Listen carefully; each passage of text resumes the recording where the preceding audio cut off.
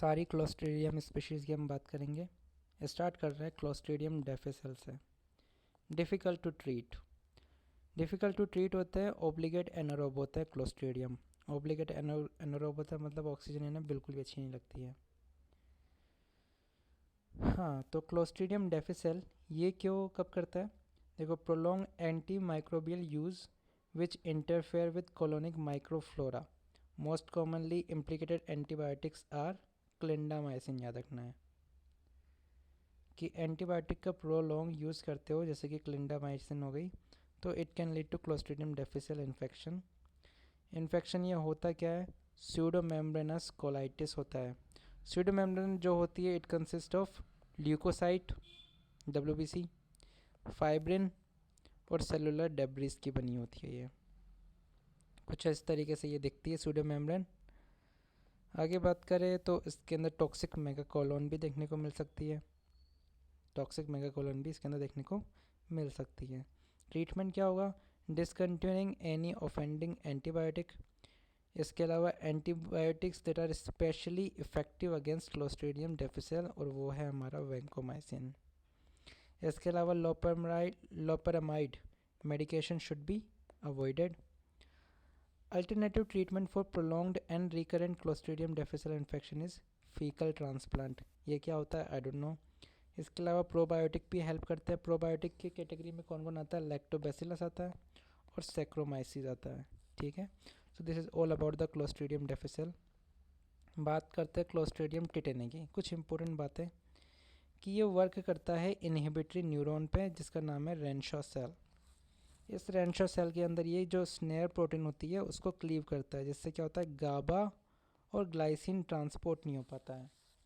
एक होता है क्लोस्ट्रीडियम बोटुलिनम, उसके अंदर भी सेम काम होता है। जो स्नेयर प्रोटीन होती है वो क्लीव होती है।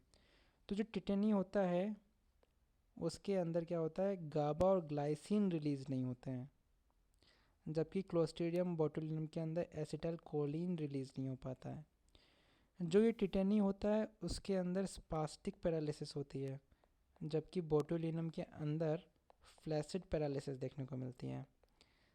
ये जो टिटेनी होता है इसके अंदर ये सिर्फ स्केलेटन मसल को अफेक्ट करता है, लेकिन क्लोस्ट्रीडियम बोटुलिनम के अंदर ये ऑटोनॉमिक नर्वस सिस्टम से जो मसल जुड़ी होती है उनको भी अफेक्ट करता है। तो देखो, हम टिटेनी की बात कर रहे हैं तो ये मसल रिजिडिटी कोज करता है और स्पैज़म कोज करता है। ठीक है, ये स्पैज़म इतने पावरफुल होते हैं that it can lead to muscle tears और बोन फ्रैक्चर। इसके अलावा इसके अंदर एक ट्रायड देखने को मिलता है, opisthotonus meaning severe simultaneous spasm of all muscles. Risus sardonicus या सार्डिनियन ग्रिन भी कहते हैं। It's a grin caused by facial muscle spasm. इसके अलावा ट्रिस्मस जो कि लॉकचो होता है। तो ये ट्रायड है, ये ट्रायड आपको याद रखना चाहिए। सिम्टम्स की बात करें तो ये सिर्फ स्केलेटन मसल को ही अफेक्ट करता है। लोकल टिटनेस होता है, persistent spasm localized around the area of injury, less than 1% mortality होती है। सिफेलिक टिटनेस होती है, इसके अंदर बहुत ही ज़्यादा होता है डेथ का। It is limited to muscle supplied by the cranial nerves. Neonatal tetanus की बात करते हैं हम, तो it occurs in newborn from mothers who are not immunized from tetanus caused by when umbilical cord is cut by non-sterile instrument। Tetanus की diagnosis की बात करें तो एक स्पैचुला टेस्ट होता है, bye touching post pharyngeal wall with a wooden spatula. अगर negative होगा तो नॉर्मल गैग रिफ्लेक्स होगा, अगर पॉजिटिव होगा तो इनवॉलेंट्री कॉन्ट्रैक्शन ऑफ जॉ होगा। ट्रीटमेंट की बात करें तो टिटनेस इम्यून ग्लोबुलिन दे सकते हैं, जो कि एक एंटीटॉक्सिन होता है जो टिटनेस प्लाज्मिन से बाइंड करता है। इसके अलावा मसल रिलैक्सेंट दे सकते हैं, पेन मेडिकेशन दे सकते हैं। Full recovery can take months of intensive care. हम बात करते हैं हम क्लोस्ट्रीडियम परफेंजेंस की, तो ये फूड पॉइजनिंग कोज करा सकता है, इसीलिए इसे कैफेटेरिया जर्म भी कहते हैं। ये रिलीज करता है क्लोस्ट्रीडियम परफेंजेंस एंटेरोटॉक्सिन। एंटेरोटॉक्सिन करता क्या है? ये टाइट जंक्शन को अफेक्ट करता है, जिससे क्या होती है? उनकी जो स्ट्रक्चरल इंटेग्रिटी होती है इंटेस्टाइनल वॉल की, वो कॉम्प्रोमाइज़ हो जाती है। उससे क्या होता है, फिर डायरिया होता है, फूड पॉइजनिंग के जो भी लक्षण होते हैं वो दिखाई देते हैं। ये जो टॉक्सिन होता है ये हीट लेबाइल होता है, मतलब prolonged cooking at more than 70 degree Celsius will inactivate it.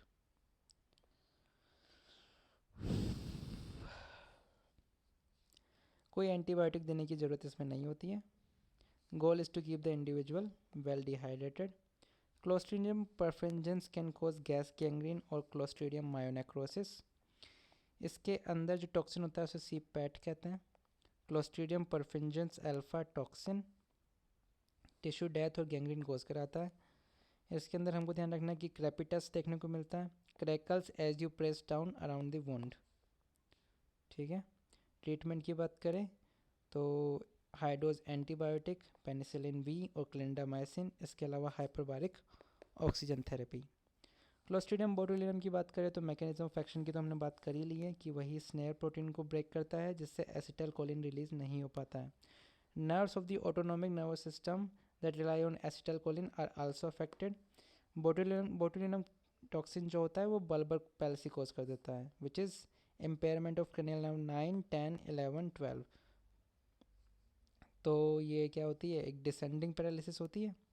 पहले आँखों में double vision, drooling eyelid, ANS को अफेक्ट करती है तो कॉन्स्टिपेशन, वोमिटिंग, ये सब देखने को मिलता है। It can lead to complete flaccid paralysis which can be deadly if it involves respiratory muscles. Antitoxin के अंदर कौन कौन सी आती है, ट्राईवेलेंट आती है और हेप्टावेलेंट आता है। ट्राईवेलेंट के अंदर ABC नहीं होता है, ABE होता है, ये ध्यान रखना है। CD दोनों खा गए, E।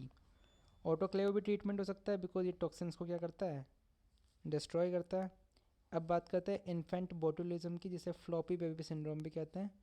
In infant gut is vulnerable to colonization by Clostridium botulinum. Honey is a potential vector for Clostridium botulinum spores.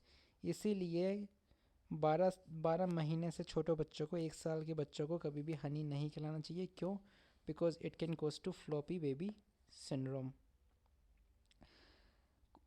इसके अलावा बोटुलिनम टॉक्सिन जो A और B होते हैं वो लेस टॉक्सिक होते हैं, तो उनका यूज़ कर सकते हैं हम अदर डिजीज़ में, जैसे कि बोटॉक्स हो गया, अक्लेजिया के अंदर दे सकते हैं, डिस्टोनिया के अंदर दे सकते हैं, या फिर हाइपर हाइड्रोसिस के अंदर भी दे सकते हैं।